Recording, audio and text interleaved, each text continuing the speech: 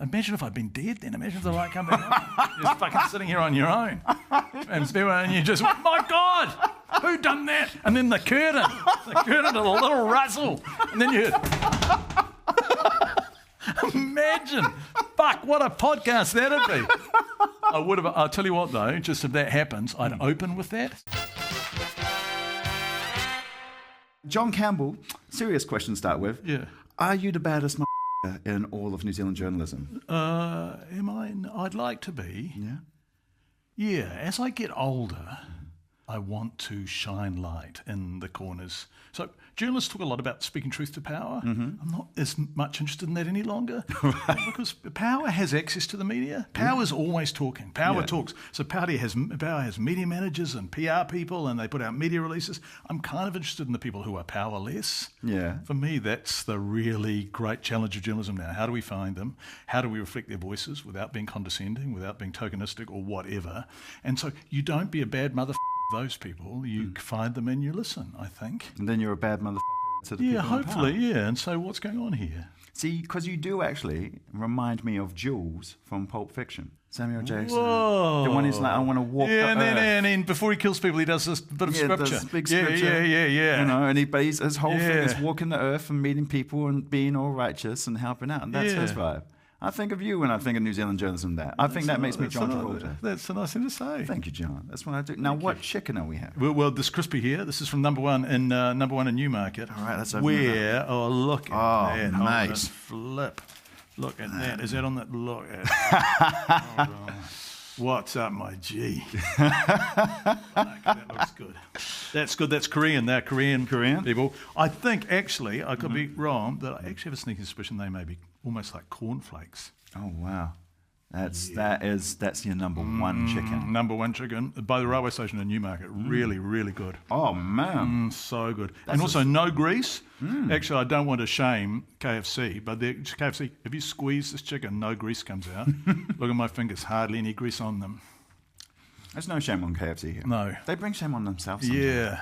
I'm a bit concerned about your clothes with all of this. Yeah. In what respect? Just in terms of getting grease on your jeans. Yeah, and I'm wiping my hands on my jeans, I know. I tell my son not to do. Do you want a paper towel? Well, I've got this one. Okay. Yeah, thank you very much. I can do it through my hair later. I mean, I love the fact you've come into my safe space in a suit. Yeah, I mean, I know you've got work in the mornings and that, but I don't think I've ever seen you outside. No, it's dress-ups for me. I feel very safe in a suit. Yeah? Yeah. So see, the thing about being a white dude, middle-class white dude, is that if anyone sees you in a suit, they think there's a middle-class white dude in a suit. Yeah. Whereas if I wore a T-shirt or ripped jeans or whatever, I'd be making a statement about myself that would be defining in ways that I just don't have the energy for. Right. So wearing a suit is it's almost like an invisibility cloak. Yeah, okay. No one looks at a white dude in a suit. Because 98% of white dudes of my age in my class dress like this. Right. So you just think, oh. So is it kind of like a mental health thing of just like keeping the drama low? It probably is. I mean, I've never put it in those terms before, but sometimes I find the effort of being scrutinised and being on show kind of exhausting. Yeah. And so I'm not going to add to it in any way.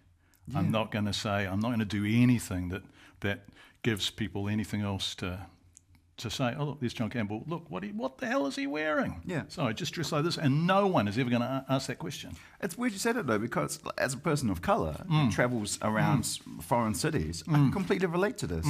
One of the things my mother, bless her, used to tell me off was, why are you wearing hoodies?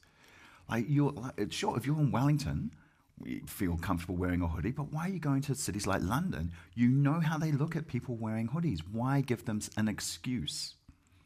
And she was so concerned about me walking around wearing hoodies. And to be fair to my mum, London's rules on young people with hoodies, very harsh. And their attitude's very, And is it predominantly people of colour who wear hoodies in London? So is that a racist thing? No, actually, Absolutely. it's not predominantly people of colour who wear hoodies in London. It's predominantly people of colour who wear hoodies who are stopped in London. And my mum, bless her, wasn't trying to reinforce stereotypes, was just saying, this is the way the world is. Why make it easier for them to get you? And this is an absolute fascinating discussion, isn't it? So do you think I'm going to make life easy for myself because I don't want to be harangued? Or are you going to think, actually, fuck you? Yeah. You know, how dare you? Yeah. And are you going to wear the hoodie because you have every right to wear a hoodie? And I think that's an ongoing discussion in many cultures. Yeah, it is. You know? There's a great short story I just read, I think called Friday Black, by a young American writer whose name's completely slipped my mind, but he talks about getting dressed in the morning thinking, today I'm just going to dial down the blackness.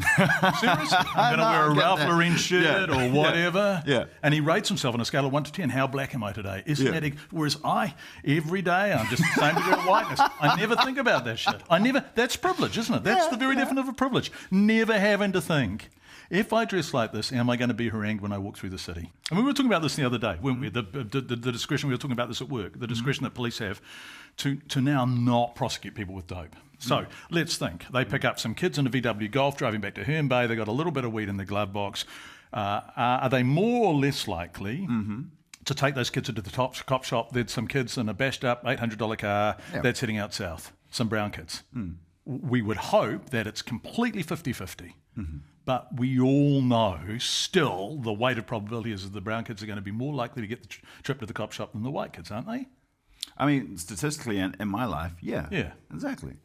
But you've got an affinity with the Pacific. Would that be fair to say? Yeah, absolutely. Do you think that comes from, like you went to Wellington Coal? Yeah, I did. And if you go to Wellington Coal, back in Wellington Day? So 70s, there was no brown kids at Wellington Coal. Yeah, maybe 20.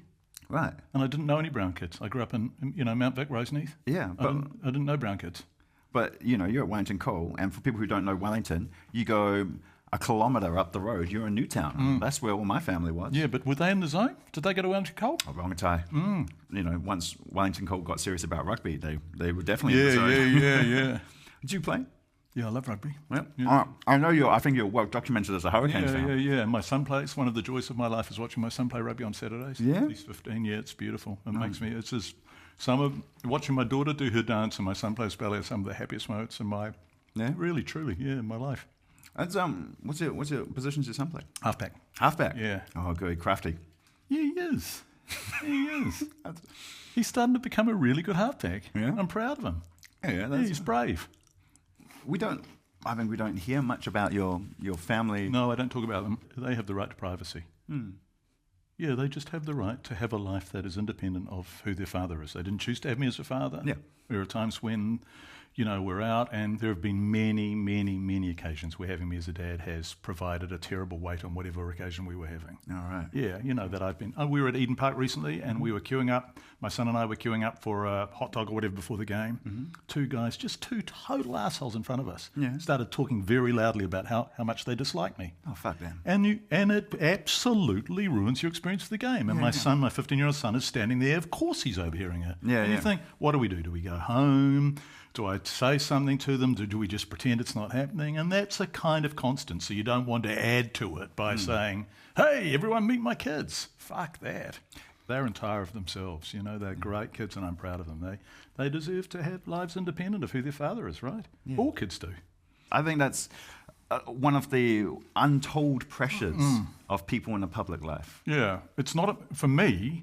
I've never ever I've never confused my private life with my public life. I've never ever done a Women's Day spread at home. I've never, I've never ever when we were selling. Although we only ever sold our house once, but. When we were selling, we didn't say to the Herald, "Come and do a feature," and and then I didn't do any of that. You just don't. You've got to have a private life, otherwise this job will drown you. And so that is a mental health strategy for you? Absolutely, it is. Yeah. So that when you go home, it's a safe place. Yeah, right. Or it's just not a scrutinised place. Yeah. What is a safe place for John Campbell? The car. Yeah? Yeah. Listening to music. Listen to music? Yeah. Right. Home is a safe place. Yeah. Friends, safe place. Listen to music is really my safe place. Yeah? What kind of music we're talking, man? I listen to two types of music. I listen to very, very sad kind of indie stuff. I used to listen to a lot of Flying Nun too. I still do. So I like Jingle Jangle, kind of adult pop music that sounds like nursery rhymes, really. And then I like the sad music, mostly sung by women. Oh, yeah. And I like hip hop. Hip hop? Yeah, a lot. Okay. What era are we talking? Oh no, I like. What eras? Yeah. I think I don't like classic hits. Yeah. I'm just not interested in them. And even though I like old school hip hop and used to listen to it all the time, I'm just not that interested in it because it's been. Right. Whereas for me, I think one of the profound things about hip hop is the risk they're taking, the audacity, the capacity. I'm thinking of there's a song, the second song on Tyler the Creator's Flower Boy album or whatever it's called, where he starts off with a little bit of what's almost like a American songbook, or almost orchestral, and then he goes into sort of Californian dream pop, and then he goes into hip hop, and I just think, where are these kids coming up with it? I mean, how? And it's the audacity, it's the invention, it's the epiphany of discovery. Yeah. Hearing a song again is never as good as hearing a wonderful song for the first time. So I just search and search and search the whole time, and I share that with my daughter. Yeah. So she'll say, "Dad, have you heard the new A$AP Rocky? Have you heard that?" And it's really, it's fair. I love it. Have you thought of doing a podcast yourself of John Campbell's hip hop reviews? Yeah, well, I love music, but I think it's because it's a safe place for me. Yeah. Then I don't want to make it a public place. Yeah, good on you, man. But I really love it. And when I'm listening to Tiny Ruins or Aldous Harding or Sharon Van Etten, with the new Big Thief album out, I like very achingly sad music. Yeah, and that's a very safe place too for me. I can relate to that because I love my hip hop, especially conscious rap. So do I. So do I. I grew up in the eras of Common and Mos Def and that, and so you see people coming through now. It's really good. Man, who was I listening to? Weirdly enough, I was listening to Nipsey Hussle and DJ Khaled. Yeah. They've got this lovely new track that's just come out. DJ Khaled cracks me up as a genuine hip hop thing because it's just he's a great hype man. I feel like people don't realize he's the new Flavor Flav. He's just a big hype man. Well, it's a big rap to call someone the new Flavor Flav. Every time I hear him on a track, I go, "You're slightly insane," but this song is really good. Did you ever see Public Enemy live? No. I did. Really? Yeah, unbelievable. When did you see him? Oh, many years ago. So you saw Prime Public Enemy? Yeah, Prime Public Enemy. Oh. Yeah, boy, oh boy. And I still think, I still think Fight the Power. Oh, incredible. In terms of a song, and Elvis was the hero to most, but he never did shit to me. Straight up racist, that sucker was simple and plain. Fuck him and John Wayne. Yeah. I'm black and I'm proud, I'm hyped and I'm amped. And then the greatest line, one of the greatest lines in the history of music, most of my heroes don't appear on those stamps. Yeah. And in terms of telling the story of what it's like to be black, have your culture appropriated, how the Elvis get rich out of music that was essentially kind of originated by, Chuck or whoever, and then to exist in the margins and not even receive the acknowledgement, not even receive the credit. I just thought, wow, as a piece of songwriting, the first time I heard that, I thought, who else is writing music like this? No white folk are. Well, actually, punk rock wrote music like that. Right. That angry. Yeah. And that holding the world to account, that saying this order is not satisfactory. But then, since then, I think hip-hop has just owned the field. And also, I'll just say, I think that Public Enemy were great storytellers in introducing us who are not African-American to understand what the African-American experience was. Like to go, hey... Yeah, me. Yeah. I couldn't be less African-American, could I? And suddenly, you're looking into the window, or you're looking through the window. Yeah, and that's for Black American people, it's cathartic because they're hearing it. And for the rest of us, it's educational because we go, oh, man. And that raw anger. Anger.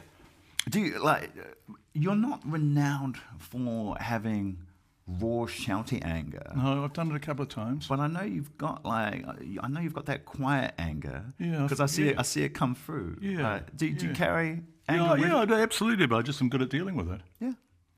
What do you do? What do you do with it? Oh, just work hard. Yeah. Yeah. So I think, was it John Lydon said anger is an energy, right? Public image. Yeah, yeah. And so you just okay, how am I going to so of all the forms of anger, the most useless is hitting someone, the second most useless is yelling at someone. So what are the useful forms of anger? And I think it's work. Just tell the stories, so that the thing that's making you angry at least gets illuminated. The thing that makes me most angry is disadvantage that we don't acknowledge. So the glib kind of shit that life is a level playing field, or the glib kind of shit that everyone can pull themselves up by their bootstraps if only they try hard enough, that's just crap. Some people actually are so seriously disadvantaged that actually they need help, or they need the acknowledgement of the impossibility almost. And the other thing is that the people who refuse to acknowledge that and will say things in response to me saying that, they'll say, oh, that's PC gone mad. And I just think, actually, given that you don't like PC, go fuck yourselves. Because, seriously, it's not PC gone mad. Yeah. Actually, it's just an adult acknowledgement of the fact that life is tougher for some people than others.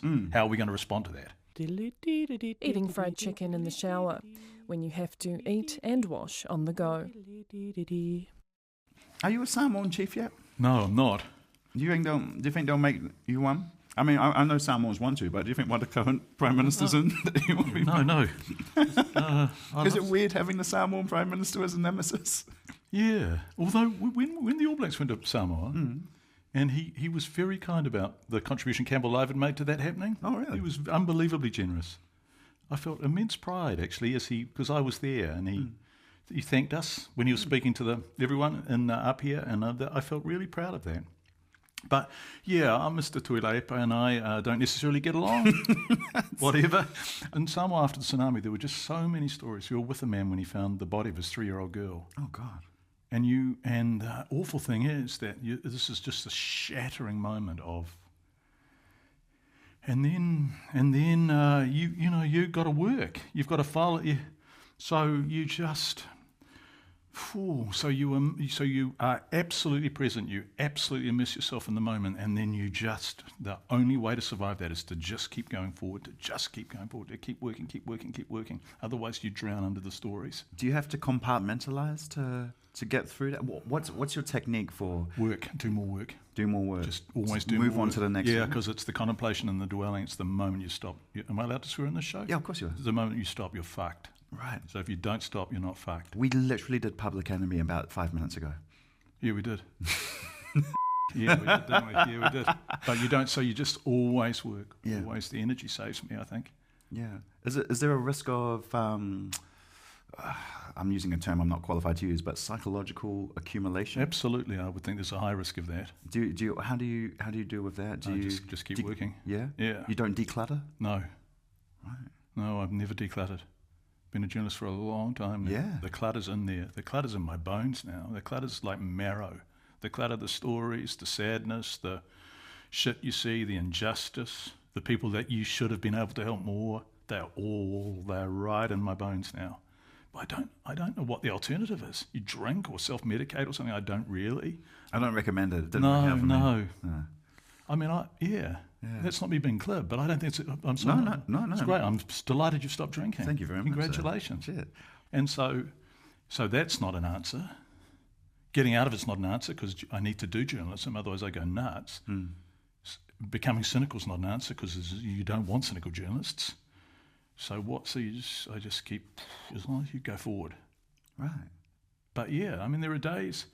I used to, when I was coming, sometimes when you travel home from something, at the end of a long day or at the end of a sad day or at the end of the heavy day and you're on the plane, that's when you're really vulnerable. That's when there's nowhere to go, you can't work, there's no one to talk to, there's nothing to do, there's no escape, there's no end, there's nothing, there's no force field of energy you can create to keep the thing, the event itself at bay. So what I was doing was buying a big packet of jet planes or wine gums or whatever and just shoving sugar into them. Seriously, eating them 3 months, just sugaring myself up. Right. So that I would just have a sugar energy rush on the plane. Yeah, and then just crash and when then you just get home and then just go straight to sleep.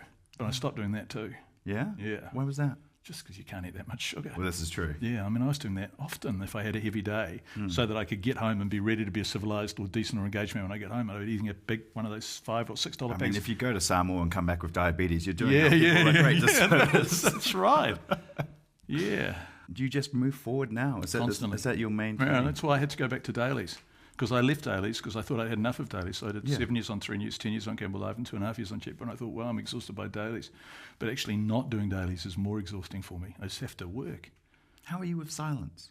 Not great. Yeah. Is that something that you worry about, finding those silent moments, or when they come upon you, you just... I don't, what did Socrates say? The unexamined life is not worth living. Yeah. I find introspection doesn't serve me very well. Interesting. Yeah, this is not me trying to avoid the question or whatever. Yeah. It's just, this is a really honest response. As long as I keep working, I'm fine. Right. As long as I can lose myself in the job and do the job as well as I can, and then I can do it again tomorrow and again the next day and again the next day, I'll be fine. It's when I stop that I'll worry about myself. With that in mind, can I ask about when you've left jobs? Yeah. I hardly ever leave jobs. I was at TV3 for 24 years, and then the job left me. What happens then? It was terrible. And how's that with your mental health when that kind of thing happens? Because that's a different sort of trauma. Yeah, it is. I think I was just tired. For all sorts of reasons, because one of the problems with, I'd love to talk to you about that, but the problem is that you suddenly read it getting written up somewhere, so you do, and I just don't, I understand that. So it was tough. It was really tough. My family bought me a dog to keep me company. Yeah. I've become very fond of the dog. I wasn't initially. I slightly resented his presence. I have to change my metaphor. You're the John Wick of New Zealand politics. Yeah. Whoa. So I became fond of the dog, but I wasn't at first. And then, I realised after only a couple of months that the only response was to get back to work. Right. I thought I'd have a break, but I need to get back to work. So I went to RNZ. And then I was at RNZ for a couple of years, and now I'm at TVNZ. But then at TVNZ, I was a roving reporter. But man, there wasn't enough roving and reporting. Respectfully, it is New Zealand. One can only rove and report. Yeah, that's right. So I thought, right, I'm just going to go back to dailies. Right. What about the weather? Could you be a weatherman? No. Doesn't the weather is what it is. The weather is what it is. Sometimes it's terribly unfair, but there's no terrible human injustice in weather. The weather doesn't punish people because of their ethnicity or the socioeconomic position. The weather doesn't, confirm privilege or you can't shine a light on the weather. No, you can't. Yeah. How dare you today, Mr. Sutherland? How dare you do that? I mean, I'd love to see you do a couple of weather reports just to do that. Yeah, give it a go. Is it? I won't pressure the question anyway. I think I'm just mainly curious from a mental health point of view, like when the silence is forced upon you, when the work is forced upon you, how you respond to that. Because it seems to me that if you've got a large workload, another thing you're in is control of your environment and your situation. Yeah, so when that's taken away from you, what are your tactics for dealing with that and coming back to a place of control? Don't know. Just natural. Just work. Just work. So, are you a workaholic? Yeah, maybe. Yeah, that's all right. Maybe. Am I a workaholic? Yeah, probably. Yeah, almost certainly, aren't I? I don't know many people. I work unusually hard. Right. And I always have. Mm-hmm. Because maybe because I'm a control freak. Maybe because I'm really uptight, maybe because I'm a workaholic, maybe because I find identity in my work, maybe because my work matters to me and I want to do it as well as I possibly can. Maybe it's the fear of failure or the consequences of failure. I think if I don't work hard enough, then... So all of the above, I guess. Is there a pride? Yeah, I suppose there is. That wasn't one of the reasons that sprang to mind. I'll often say to people, you can trust me. Mm-hmm. I will tell the truth. I will do your truth justice. And when afterwards you realise that they think you did, mm-hmm. or when you manage to shine a light into a corner and people come up to you, 4 days later and say, "Oh, I never thought of that before. Gosh, who knew?" That's a good moment. Yeah. Eating fried chicken in the shower. It's always easier to fight the power on a full stomach. You haven't eaten any chicken? I do have to eat more chicken. I'm worried I'm going to end up with gout or something. Yeah. But that would be a workplace injury, wouldn't it? Would it be a workplace ACC? Unless, no. But it's not ACC because it's sustained exposure to chicken. That's not ACC. What you need is a piece of chicken to fall on your foot. And then that's ACC. Just be the final episode. Be like, there's chicken. My foot, swelling. my foot. This is why my big toe hurts. Yeah. Dear ACC. One of the things you're known for is man on the spot. Yeah. You see it and you go, like that shine a light thing. Yeah. You get the torch and you go running towards that. Yeah, I do. You keep going back into these big trauma things. I do. So I wanna ask you why. Yeah. Why do I keep going back? Why do you keep going back? Because heck, man, I don't know if you're aware, but that's some pretty serious shit you're viewing. Yeah, it is. And I have friends in media who've seen, they work with raw footage. Yeah. Not the stuff we see on TV, the raw stuff. Yeah. And you're there live. Yeah, you are. Yeah, you are. I was at the CTV building all night. Mate. Well, I got there late because we had to get down from Auckland, but I was there all night. And in Samoa, I was there, and you see people, you see bodies and all that kind of stuff. Why do you go back? It's not, you don't go back for that. I'm not one of those. I'm not a storm chaser. You just go back because people tell you their stories. And the amazing thing is I do it for so long now. I've been doing it for so long that when I turn up, if I turn up and you just go, oh, as a Samoan person, you'd probably call me Campbell. Yeah, see you go. It's Campbell. It's Campbell. And so Pacifica, I always know when people yell out in the street, that if someone goes, oh, Campbell Live, almost certainly Pacifica. Yeah. If someone goes, oh, there's that asshole, they're almost certainly a certain type of white guy, and then people who are just, so anyway, you turn up and then people think, I'm going to tell him my story. I'm going to tell him my story because they know. So, that's a privilege. It's a boy. When people tell you their story, when they trust you and you do their trust justice, what an incredible, I don't know, it's a privilege. It's an amazing experience. Is there a weight? That comes with it? Responsibility comes with it. Yeah. You can never be reckless with people. And certainly not. The thing I like least in journalism is when people punch down. I don't like it. This we share in comedy as well. Yeah, it's a similar vibe. Yeah, that's right. It is. It's identical. In fact, punching down is not funny, is it? No, it shouldn't be. No, and different people can punch down in different ways. If you're gay, you can use the word queer. If you're African American, you can, if you want to, use the N word. So there's different ways that you can reflect the experience of your communities. But the experience I have as a privileged middle class, well-paid white man is that any punching down I do is going to be revolting and grotesque and inappropriate. So you have to be respectful to people's lives. But I mean, when you go into a situation, is there a part of your brain that goes, back in the day, would you have been like, I better have the jet planes ready for when I'm flying back from this? Yeah, probably. Or during the day, the jet planes. But it's like, or really swearing, or just get into the car. Yeah, and just let loose. And I'll tell you what, I talked about a car being a safe place. A car's a really safe place with the crew. Yeah, right. So you would just get in the car with the crew and everyone will just unload just the foulest, most appalling, completely inappropriate language. What the Yeah. And then you get back to base and it's all gone and you're ready to go again. You're ready to edit. Right. Or you go in, or the editors I work with, either constantly I'm just going, fuck, but then you just... The work saves you. The work always saves you. See, but that's what we were talking about before when you were like, I don't really have a way of fleshing it out. That sounds like a flush to me. Yeah, it's big noise. A lot of noise in the car. Do you work with the same crew? On Campbell Live, we work with, on Campbell Live in Auckland and in Christchurch, where we did a lot of this work. Yeah, there's a small number of full-time camera people that you work with over and over, and you trust them. You trust them. You trust their judgment. You trust that they're going to behave decently. You trust that they're going to not get in people's faces. You trust that they have, at the same time, you think, James is crumbling now, and we need to get the fuck out of here. We need to, where this is no longer appropriate to roll in his face. You understand that your cameraman or woman is having exactly the same thought, and it's just starting to pull back. Sometimes they've even just unilaterally buttoned off, and you absolutely know the people you're working with. So with someone like you who's got a massive stressful job, is that really important to have camera? I'm thinking camera crew. I'm thinking like, look, even if you're in an office, all right, and you've got a high price job, having that circle around you of people who you can totally trust. You can look at, and not just trust from a work point of view, but with your own mental state, who'll see you and go, yeah, you're right, and you don't hear the stories back. Yeah. You don't hear the stories back. I think of a guy like Grant Finlay, who was a cameraman on Campbell Live, or Jonesy, or, I don't know, you travel the world with him.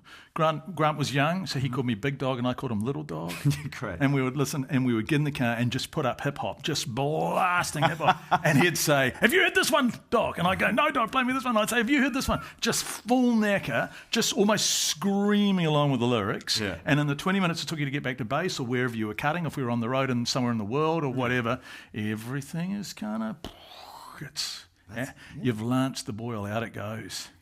Eating fried chicken in the shower. 1989. A number, another summer. Get down, sound of a funky drummer. I'm just going to wait now and eat some chicken, James. Oh, God. I've been holding it. Yeah, I know. There's also, I think under the Fair Trade Descriptions Act, given the title of this podcast, you actually have to eat some chicken. You just can't not just fucking sit here Don't with it as a come prop. into my safe space and call me out on chicken, John Campbell. No, but you didn't. Yeah. You can't just sit here with it as a prop. I don't care if you're a Samoan chief. Don't call me out. Yeah.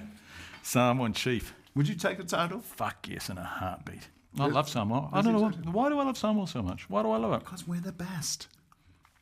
Samoans aren't. And I say that to you as a Samoan. But Samoans aren't. Samoans aren't sycophantic. Like, when Hermbay goes to Fiji. Yeah.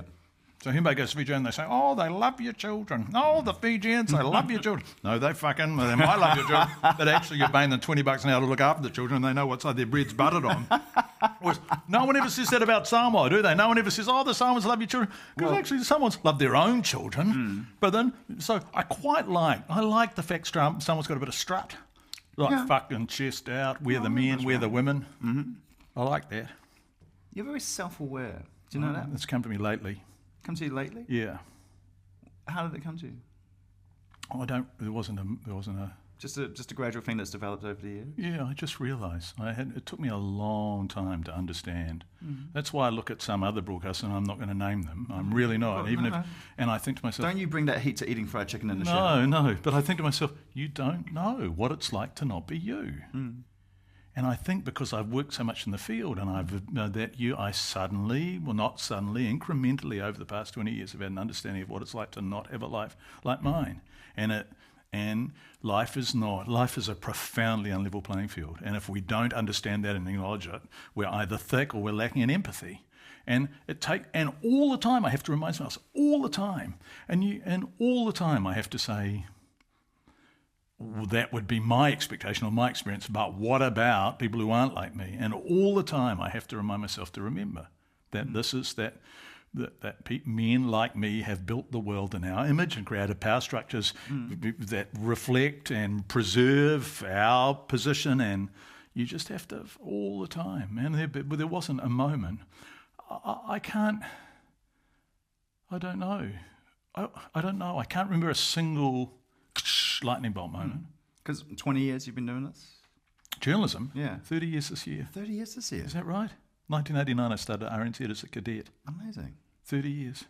Boy, cadetships are grounding things. So you do the work no one else wants to do. I did that for 2 years and then TV3 offered me a job. Yeah. In 91. So, what were you trained in? What's your background? Who are you, John Campbell? Yeah, I did an honours degree in English Lit. English Lit? Yeah. You're an English Lit major? Yeah. Yeah, I love English Lit. Did you go into that from high school? Yeah, straight to Vic from high school. Straight to Vic from high school? English Lit? Oh, God, what, like Chaucer and... No, modern. Oh, modern English Lit. Yeah, mostly. I mean, English Lit's a bit of a misnomer. American Lit's my thing. I love it. Oh, what, like Fitzgerald? Yeah, absolutely. The novelists, the poets, William Carlos Williams and E. Cummings. And I love the way they had, the red wheelbarrow. William Carlos Williams, so much depends upon the red wheelbarrow glazed with rainwater beside the white chickens. And when he wrote that, poetry was still about rarefied and high things. It was still about big concepts, religion or God and people said, well, how can that possibly be a poem? That's not a poem. He says, it's a poem because I say it is. So in a way, Cummings and William Carlos Williams and stuff were as revolutionary as Picasso and Miro. They were kind of reinventing the possibility for... And I remember just thinking, wow, the audacity of calling that a poem, isn't that exciting? Because I was very well behaved. I was a very good boy. Do you think that feeds into your love of hip hop and innovation? Yeah, maybe. I mean, the really exciting thing about hip hop is that this is. Oh. Whoa. There we go. That's our little alarm that we've been talking without moving. Right. I have to keep eating chicken. Right. So I also love a cliffhanger. So this is, imagine if I'd been dead then. Imagine if the light come back. You're fucking sitting here on your own. And you just, my God, who done that? And then the curtain did a little rustle. And then you heard, imagine, fuck, what a podcast that'd be. I'll tell you what though, just if that happens, I'd open with that scene. I wouldn't put it well. Yeah. Whoa. John Campbell dies in this episode. Yeah. Keep listening to find out how it happened. Fucking hell. With a new soundtrack from Tyler, the Creator. Yeah. Oh, God. The amount of national voters we get listening to this podcast straight off that. Imagine. He killed John Campbell. My God. We always knew he was... David Seymour calling me up. What was the secret? Yeah, we always knew he was one of us. Yeah. Yeah. It was the blue gown. Yeah. The blue smoke... I mean, I know you're pretending this is a dressing gown, but it looks like a smoking jacket, doesn't it? It does. I think that's why I've got... I mean, it is a dressing gown, but I think I've got one that looks like a smoking jacket. Walking that line. You look like something from Brideshead Revisited, don't you? I'm the Jeremy Irons of Radio New Zealand. Yeah. I'm just walking in going, tell me of your faults. Yeah. Tell me. That's no, I find that kind of fascinating because at school, were you interested in journalism? No, I didn't even know. I never thought about it, ever. I went to Wellington College and that wasn't great for me. Right. Yeah, it was old school back in those days. I mean, you're right. You know, people who rail against political correctness and all of that forget what an ugly, awful, lacking in generosity world we were. People who are nostalgic for New Zealand in the past aren't brown and aren't gay and aren't women by and large. I mean, really, the only people who are nostalgic are white folk for whom, you know, actually they don't really like the process of sharing the sandpit, basically. And Wellington College was. Look, I think probably I could have tried way harder to fit in. Right. So I sensed that I was a slightly square peg in a slightly round hole, and so I made myself even, you know, but you know, the strap and the cane. Did you get strap and cane? Yeah, of course. And you just think, that's a year, of course. I don't think anyone thinks of John Campbell getting the strap and the cane, except maybe Helen Clark. But you think, who is this person? Well, I mean, some guy's caning my ass with a piece of bamboo. Who the fuck is he? And maybe, I don't know, maybe some kind of tiny latent sense of power, unbalance or something. I don't know whether that made me. But I went to Victoria University and I discovered student radio. Right. And the joy. Did you do student radio? Yeah, I was Sparky Plug. You were Sparky Plug? On Radioactive with my friend Jimmy Scott, who was Friendly Brains. You were Radioactive? Yeah. I had no idea. Oh, yeah, shit, it was so much fun. Oh, that's amazing. Yeah. What was your time slot? We did alternative rugby commentaries. You did alternative rugby commentaries? Yeah, we did them in the 80s. Amazing. We really did. We did alternative rugby commentaries with a very heightened sense of homoeroticism. Because, I mean, really, is there a more homoerotic game in the world than rugby? No, not men lying on top, beautiful, fit, lithe, sweating men lying on top of each other. There is an amazing Scottish commentator. He used to do the most amazing calls. He'd really get into discussing the body parts. Yeah. You know, sweat glistening off the thighs. Yeah. His buns are clenched over across. You know, great stuff. Yeah. Which is why there was so much homophobia in rugby, because they knew that what they were doing actually. Yeah. I mean, we don't have a gay All Black yet, but it's got to come. Oh, yeah. I mean, we don't have an openly gay All Black yet, but it's got. It's funny, isn't it? The interest in gay All Blacks. I mean, there's lots of gay women in the Black Ferns, right? Yeah. Yeah. And no one gives a shit. No. They're like, oh yeah, that's yours. Isn't that nice? We wish them well. Yeah. But there's this obsession with when the first gay All Black was kind of weird, isn't it? It's this Victorian obsession with men having sex with each other, like. Yeah. It's bizarre. It's the weird curtains, the pink curtain waiting to come down in New Zealand rugby. Yeah. Do you get much death threats when you're doing homoerotic rugby commentary? No, because there was only 73 people listening. And there was a smallest audience. I mean, honestly, and it was radioactive, so the only people listening were other students, I think. Oh, amazing. John Campbell, is there anything else, as we come to our close, is there anything else you'd like to share in the shower? Like what? I don't know. Anything on your mind? This is a mental health thing, right? It's a mental health thing. Anything.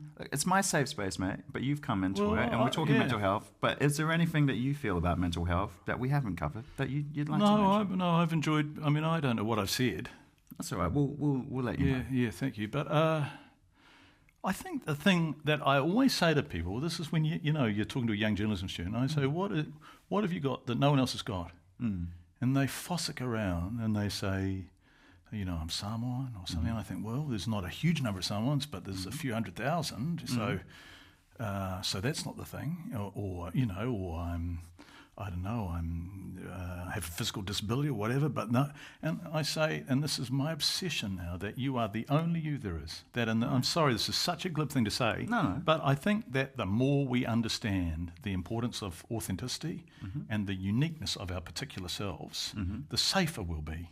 And the more we celebrate it, the more we say it's okay to be you. And being you doesn't mean that you've got to pretend to be me. Being you means that you actually have the right to wear a hoodie in London, right? The more we allow ourselves the critical, singular importance of being true to ourselves, the fewer mental health problems we'll have, I think. And the more we liberate people from expectations, from conformity, the more we say to people, it's great to be you, and I'm grateful for you, then the safer we'll be and the fewer alcoholics we'll have, fewer suicides we'll have. I genuinely believe that. Which doesn't mean you can allow people to be an arsehole, but it does mean you can allow people to be themselves, right? Right. So that's our obligation. That's why I spend my entire time, even though I speak non-stop, thinking, just today try and shut the fuck up.